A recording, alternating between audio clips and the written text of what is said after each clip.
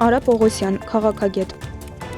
Այսքան բացահայտ հարձակում սեփականության իրավունքի նկատմամբ ուղղակի հնարավոր չէ պատկերացնել։ Նույնիսկ չալոյին է պարզ, որ Սամվել Կարապետյանի նկատմամբ իրականացվողը քաղաքական հետապնդում է։ Մյուս կողմից կապիտալի վերաբաշխման պրոցես անհատականացված մակարդակում։ Այս ուղերձը չափազանց հստակ է։ Նրանք, ովքեր իրենց ռեսուրսներով ի վիճակի են խոչընդոտել կամ հակազդել կամ դիմադրել օրվա իշխանության ցանկություններին, նրանք եւ իրենց ունեցվածքը կլինեն կապիտալի վերաբաշխման պրոցեսի օբյեկտ։ Հայաստանի հանրային ծառայությունները կարգավորող հանձնաժողովը մտադիր է դադարեցնել Սամվել Կարապետյանին պատկանող Հայաստանի էլեկտրական ցանցերի էլեկտրաէներգիայի բաշխման լիցենզիան։ Համապատասխան որոշումը, որի նախագիծն արդեն հրապարակվել է, կկայացվի ՀԾԿՀ-ի նոյեմբերի 13-ի նիստում։ Ժողովրդավարական հասարակարգերի տեսանկյունից սա լիովին հակաժողովրդավարական գործընթաց է, որտեղ կամայական որոշումներով կարող են տեղի ունենալ կապիտալի վերաբաշխում, սեփականության իրավունքի խախտում եւ այլն։ Ասել է, թե դատական եւ իրավական համակարգը գործում են ոչ թե արդարադատության տրամաբանությամբ, այլ քաղաքական հրահանգ նպատակահարմարությունների։